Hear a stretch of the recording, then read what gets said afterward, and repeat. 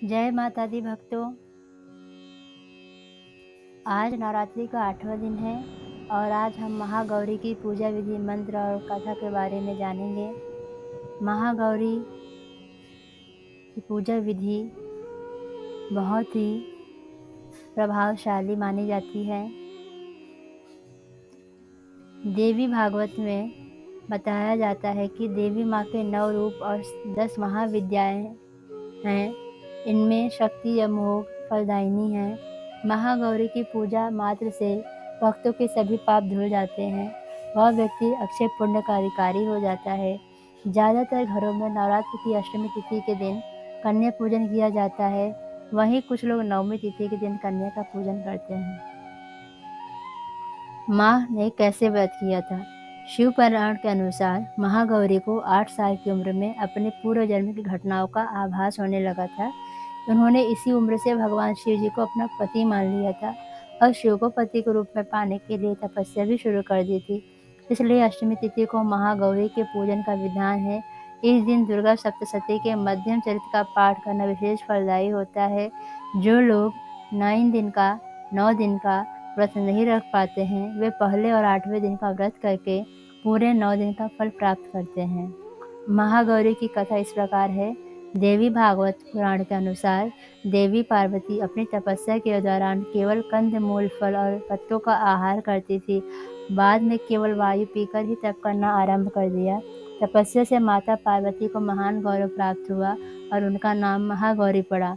माता की तपस्या से प्रसन्न होकर भगवान शिव ने उनको गंगा में स्नान करने के लिए कहा।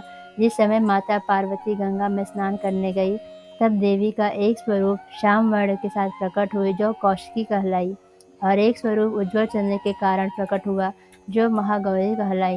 महागौरी अपने हर भक्त का कल्याण करती हैं और उनकी सभी समस्याओं से मुक्ति दिलाती हैं।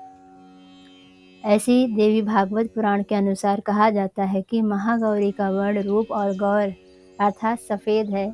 इनके वस्त्र आभूषण भी सफ़ेद रंग के ही हैं।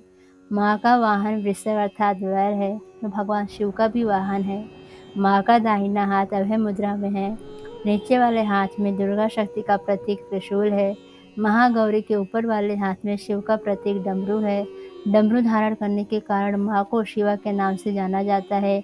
माँ का नीचे वाला हाथ अपने भक्तों को अभय देता हुआ वर मुद्रा में है और माँ शांत मुद्रा में दृष्टिगत हैं। देवी के इस रूप की प्रार्थना करते हुए हम ऋषिगण सब लोग यही कहते हैं: सर्वमंगल मांगल्ये शिवे सर्वार्थ साधिके शरणे त्र्यंबके गौरी नारायणी नमस्तुते।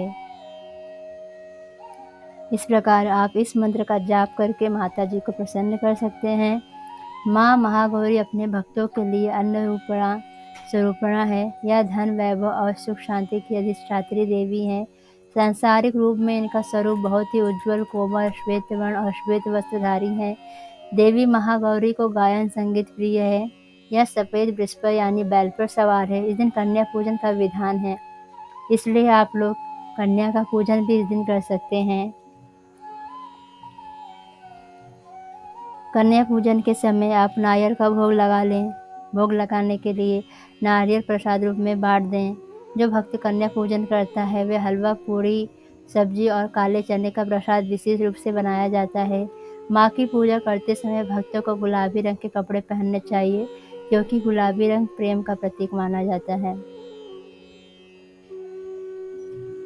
इसके बाद आप ओम देवी महागौरी नमः 108 बार इस मंत्र का जाप करें और माँ को चुनरी चढ़ाएं और अपने मन की अभिलाषा माँ से कहें। माँ अपने भक्तों को कभी निराश नहीं करती हैं और आपके सभी संकट को दूर करती हैं। इसलिए माँ से हम यही प्रार्थना करेंगे कि हे माँ, संसार में सभी दुखियों का दूर करें दुख और संसार को आगे बढ़ाएं और उनके साथ साथ हमारा भी कल्याण करें। बोलो जय माता दी। आशा करती हूँ आपको यह माता की कथा पसंद आई होगी। प्लीज़ आप लाइक, शेयर, सब्सक्राइब करें इस चैनल को। जय माता दी।